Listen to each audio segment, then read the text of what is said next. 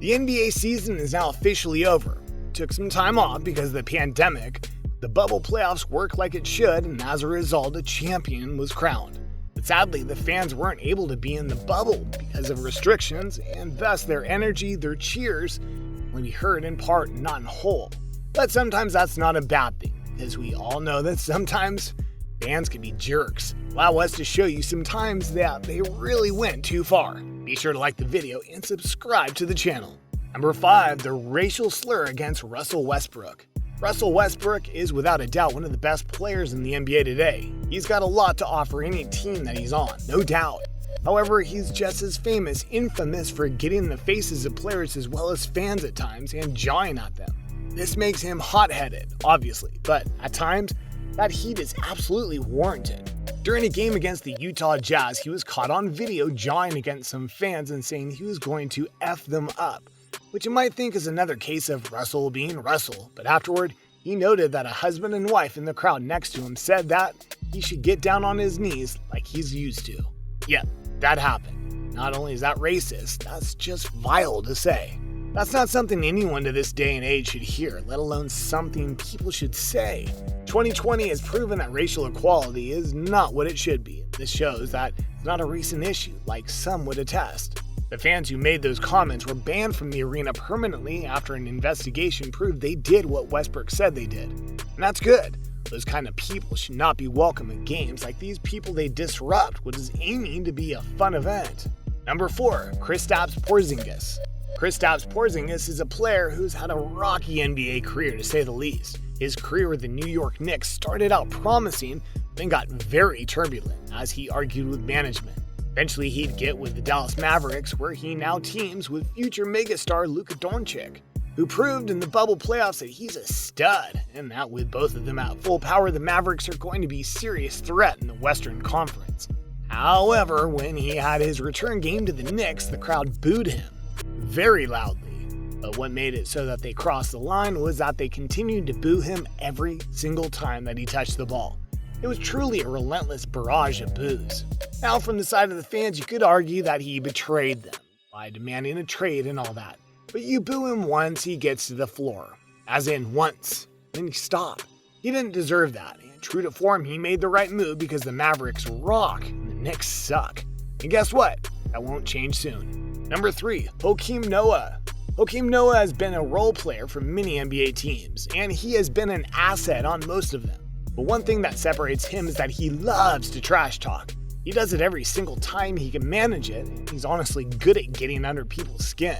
In one match with the Miami Heat in the playoffs, Noah started doing his trash talk when even eventually he got ejected from the game. As Noah was going to the locker room, a woman reached out from her place in the stands and gave him the middle finger that was almost literally touching him. Naturally, the picture went viral and became a meme. A worthy meme, of course, because that picture perfectly encapsulated everything right and wrong with fans. Number 2, Malice in the Palace. The Malice in the Palace is one of the most infamous moments in NBA history.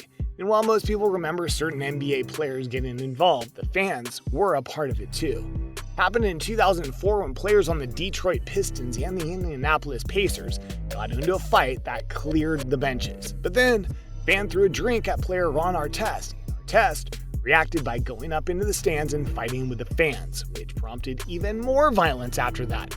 It was not a good scene. Now, to be fair, this wasn't the fans' fault to start, but throwing a drink at a player is a line you never cross, ever.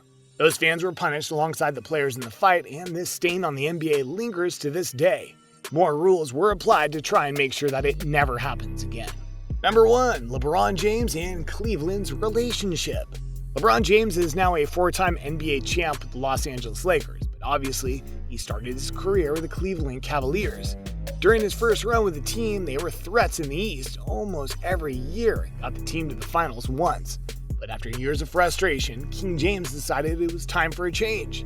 LeBron James and ESPN made the decision. The decision that he would make would be to take his talents to South Beach and play for the Miami Heat. Whether you loved it or hated it, the move worked. They went to the finals and won titles. 2, in fact. Went to the NBA Finals 4 straight times with the team. So where did the fans come in to take this too far? You see, they knew there was a good chance that LeBron would leave. When he confirmed it, they weren't happy at all. On that first night, they literally rioted in the streets. They went and burned down LeBron James's jerseys, they destroyed murals that made up his honor for doing so good with the Cavaliers and more. They basically rioted, if you want a better picture. Then when he finally returned to Cleveland in the next season, they not only booed him, they not only brought signs saying he was a traitor, they were literally throwing things at him and the other members of the Heat, including, but not limited to, batteries. Those hurt when you get hit by them, alright? Dan Gilbert even wrote a letter condemning LeBron for what he did.